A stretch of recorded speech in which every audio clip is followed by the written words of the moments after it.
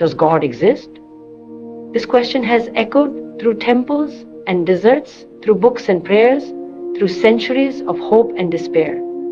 Yet perhaps the question itself has rarely been listened to with care. We ask it casually or anxiously or with an answer already prepared. But if we are serious, then we must begin by understanding how we ask.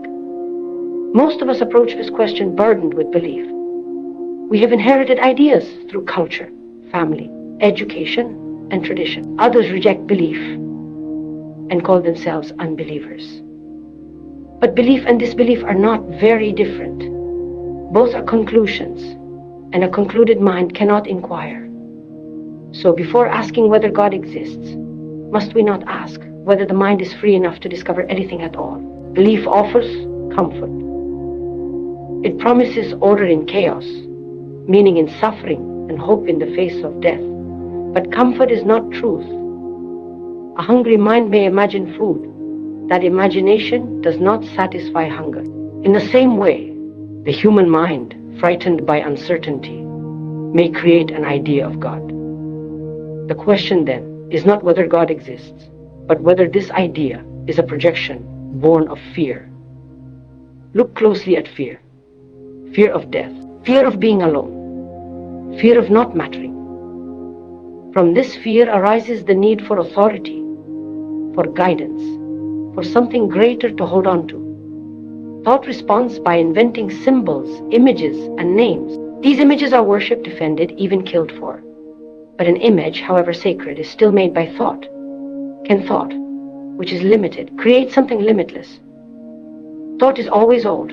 It is the residue of memory and experience. When thought speaks of God, it is speaking of what it knows or what it hopes.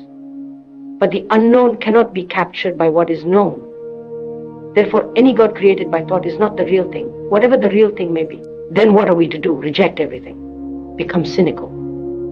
That too is a reaction, not understanding. The real challenge is to observe without choosing, to look at the whole movement of belief, doubt, fear, hope, and suffering without escaping into an answer. This requires attention, complete attention.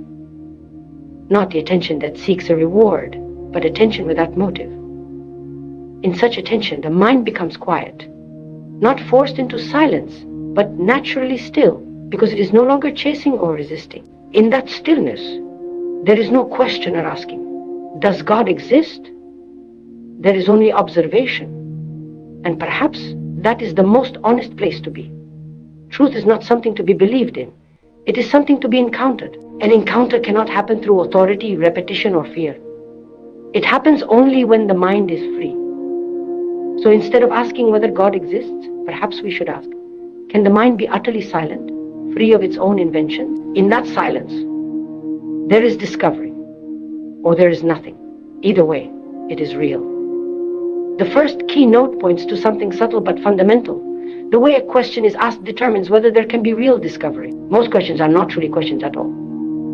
They are disguised statements, loaded with expectation, fear, or desire. When we ask, does God exist?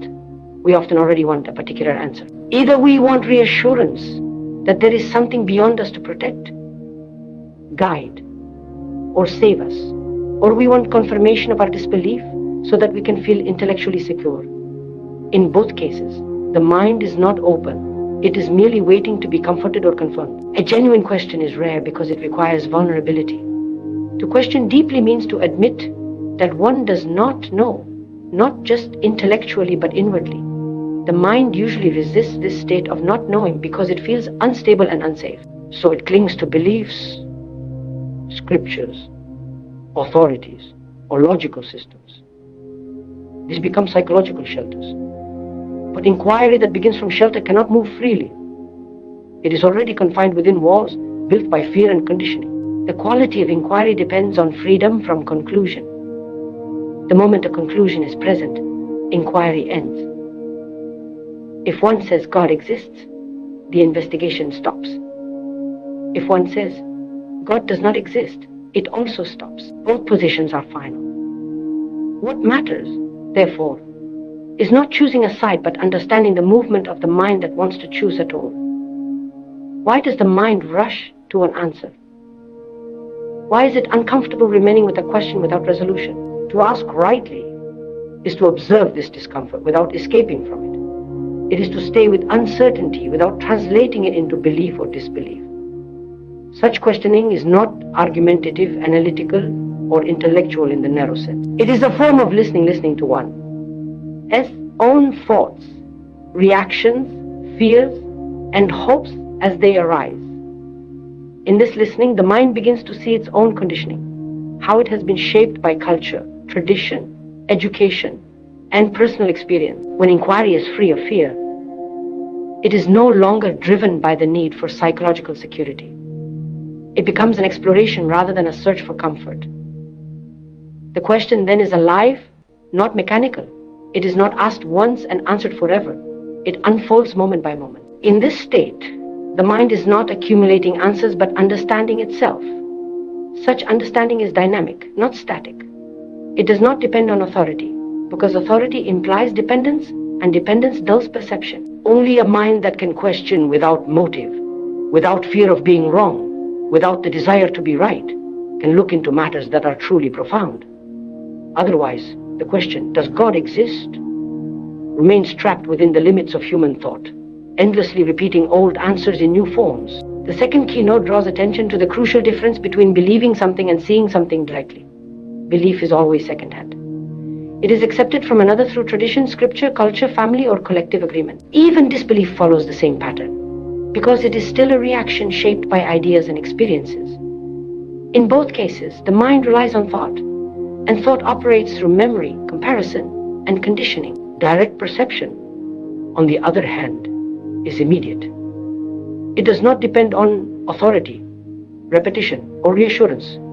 When a person says, I believe in God, what is actually taking place is adherence to an idea. That idea may be emotionally powerful and socially reinforced, but it remains an image formed by thought. The mind then relates to that image rather than to reality itself. The image becomes sacred, protected, and unquestionable. Once this happens, inquiry is replaced by loyalty. The mind defends the belief instead of examining its origins, because questioning the belief feels like threatening one's identity and sense of security. Direct perception requires the mind to put aside belief entirely, not replace it with another belief, but to see without any screen. Just as one does not need belief to see a tree or hear a sound, truth in deeper matters cannot be approached through acceptance or denial. Seeing is not cumulative. It happens now or not at all. Belief belongs to time. It is carried from the past and projected into the future, whereas perception exists only in the present. The danger of belief is not merely that it may be false, but that it prevents discovery. A mind that believes already assumes it knows and therefore stops looking. It may repeat words, perform rituals, and follow systems, but repetition is not understanding. Belief offers psychological comfort, a sense of belonging and certainty. But comfort has no relationship to truth. Truth may be disturbing, unsettling, or completely unfamiliar, and a mind seeking comfort will instinctively turn away from it. To perceive directly, the mind must observe its own urge to believe. It must notice how belief arises from fear, habit, and the desire for continuity. This observation is not condemnation but awareness. In that awareness, belief loses its authority naturally, without effort or rebellion. What remains is a mind that does not cling, that does not conclude, and that is capable of looking freshly. Such perception does not guarantee a particular answer, nor does it promise security. It simply allows reality, whatever it may be, to reveal itself without distortion, without being filtered through inherited ideas, sacred words, or collective agreement, leaving the mind attentive, open, and unburdened by the need to believe or disbelieve. The third keynote examines the psychological roots behind the idea of God, rather than debating the idea itself. Human beings live with deep insecurity. From birth, there is dependence, vulnerability, and uncertainty. And as life unfolds, this insecurity expresses itself as fear, loneliness, sorrow, conflict, and the constant awareness of death. The mind, uncomfortable with these facts, seeks relief. It wants assurance that suffering has meaning, that loss is not final, and that life is guided by something benevolent and permanent. Out of this need, the idea of God can emerge. When fear is intense, the mind looks for protection. Just as a child seeks safety in a parent, the adult mind may seek safety in a higher power. This search is not wrong or immoral, it is human, but it is important to see it clearly. The question is whether what is sought is truth or psychological comfort. If it is comfort, then the mind will create or accept whatever idea provides reassurance, regardless of whether it is true. Loneliness plays a similar role. Even in crowds, people often feel inwardly isolated, cut off, and misunderstood. The idea of a divine presence that is always with us, always listening, can ease this sense of isolation. Suffering too demands explanation. When pain appears meaningless, the mind invents a larger plan, a cosmic purpose, or divine will, so that suffering feels tolerable. In this way, thought constructs a framework in which fear and pain are softened. Projection occurs when the mind takes its own needs and casts them outward, turning them into an external reality. Qualities such as love, power, justice, and immortality are idealized and placed into the image of God. What is fragmented and fragile within the human psyche is transformed into something whole and eternal. The projection then appears separate from the mind that created it and is worshipped as something independent. This process is subtle because once the projection is established, it gains authority. Traditions grow around it, institutions form, and collective belief reinforces the image. Over time, the original psychological need is forgotten, and the projection is treated as unquestionable truth. Any challenge to it feels like a threat, not only to belief, but to emotional survival. To understand this keynote is not to deny the sacred, but to question whether what is worshipped is a discovery or a construction. Only by honestly observing fear, loneliness, and suffering without escaping into explanation or belief can the mind see whether the idea of God arises from truth or from the deep human desire to feel safe, meaningful, and enduring in an uncertain world. The fourth keynote turns attention to the nature and limits of thought itself. Thought is an extraordinary tool. It allows us to communicate, calculate, plan, remember, and build civilizations. Yet thought always operates within boundaries. It is born from memory, experience, knowledge, and time. Whatever thought produces is shaped by what has already been lived, learned, or imagined. When thought approaches questions about God, the sacred, or the absolute, it does so with the same machinery it uses for practical life. And that is where the difficulty begins. Thought works by creating images and symbols. A word, an idea. A description immediately becomes a mental picture. When thought says God, it forms an image influenced by culture, language, and personal experience. That image may be abstract or highly personal, but it remains a construction. Even when one claims that God is beyond description, thought still holds an idea of beyond, which is itself a concept shaped by the known. In this way, thought cannot help but reduce the unknown into something familiar. Symbols are powerful because they evoke emotion and meaning, but they are not the thing they represent. A word is not the object. A description is not the described. When symbols are mistaken for reality, confusion arises. The mind begins to worship the symbol, defend it, argue over it, and attach identity to it. Different symbols then collide, producing conflict, division, and fear, all while the original question of truth is lost. The central issue, then, is whether thought can ever touch what is timeless. Thought moves in sequence, past to present to future. It depends on time, but the sacred, if it exists, cannot be bound by time, because anything bound by time is subject to change and decay. That which is eternal cannot be approached by that which is temporary. Therefore, when thought tries to reach the immeasurable, it inevitably produces something measurable, something limited. This does not mean thought must be rejected or suppressed. Suppression is still an action of thought. What is required is understanding. The mind must see clearly where thought is necessary and where it becomes an obstacle. In daily life, thought is indispensable. In psychological and spiritual inquiry, thought may distort more than it reveals. To see this is to recognize that no image, belief, or concept created by thought can be the truth itself. At best, they are pointers. When the mind clings to them, it stops looking. When the mind understands their limits, it becomes capable of a different kind of attention, one that is not guided by memory or expectation, where silence is not manufactured but happens naturally, where the absence of thought is not emptiness but openness. The fifth key note points toward a state of mind that is radically different from effort, belief, or analysis. Silence here does not mean the absence of sound, nor is it a discipline imposed by will. It refers to an inner quietness that comes when the mind is completely attentive.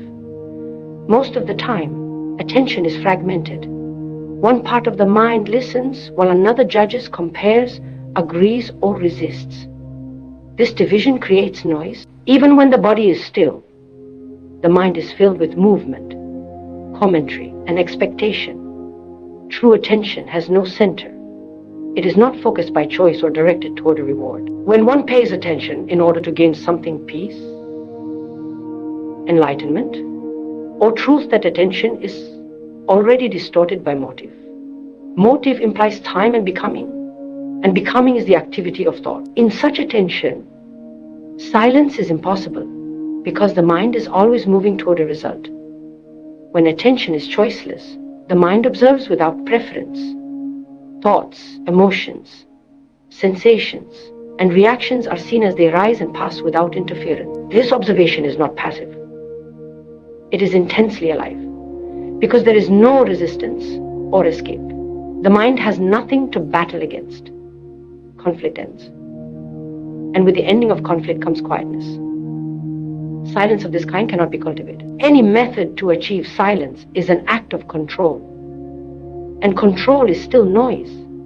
The moment the mind says, I must be silent, it has created a division between the controller and the controlled. That division sustains effort, struggle, and failure. Silence arrives only when the mind understands the futility of its own activity in trying to reach something beyond itself. In deep attention, the observer and the observed are not separate.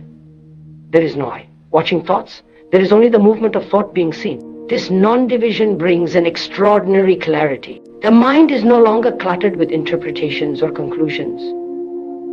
In that clarity, there is space, and in that space, there is stillness. It is in this stillness that the question of God takes on a different meaning. The mind is no longer asking from curiosity, fear, or tradition. It is not even asking at all. The mind is simply present. Whether something sacred is encountered or not is no longer important. Importance belongs to desire. What matters is the quality of the mind itself. Such silence is not an escape from life. On the contrary, it sharpens perception. One sees beauty, sorrow, and relationship more clearly. Action arising from this silence is not based on belief or fear, but on understanding. The state cannot be explained or handed down. It can only be lived, moment by moment, when the mind is fully attentive, without direction, without demand, without the noise of becoming. The sixth keynote emphasizes that truth cannot be inherited, transferred, or accepted through another person as experience. Freedom is essential because without it, the mind merely imitates, follows, and conforms. From childhood, human beings are trained to depend on authority parents, teachers, institutions, sacred books, and spiritual leaders. This dependence may be necessary for practical learning, but in matters of truth, it becomes a serious obstacle. When authority is accepted inwardly, responsibility for understanding is surrendered. Psychological authority offers certainty. It tells the mind what to believe, how to behave, and what to hope for. In exchange, it demands obedience. This exchange feels safe because it removes the burden of questioning. But safety and truth are not the same. A mind that relies on authority becomes second-hand. It may quote profound words, follow refined practices, and appear disciplined. Yet inwardly, it remains uncreative and fearful because it has never discovered anything for itself. Freedom here does not mean doing whatever one likes or rejecting society. It means freedom from inner compulsion, from the need to conform in order to feel secure.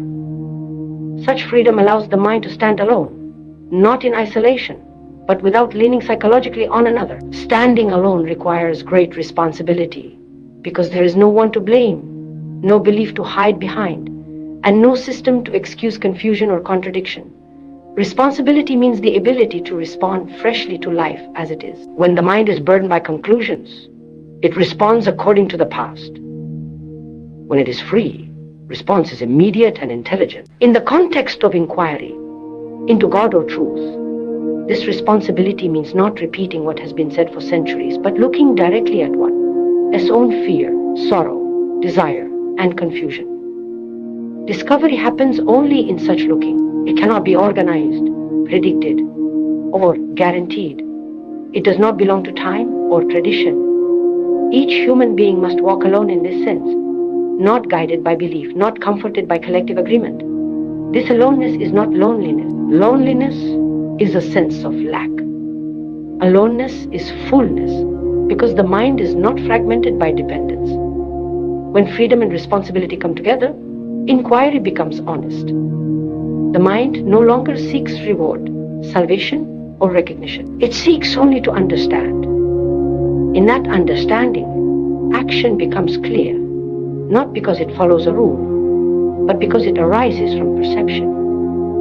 Whether one calls what is discovered God, truth, or something unnamed is irrelevant.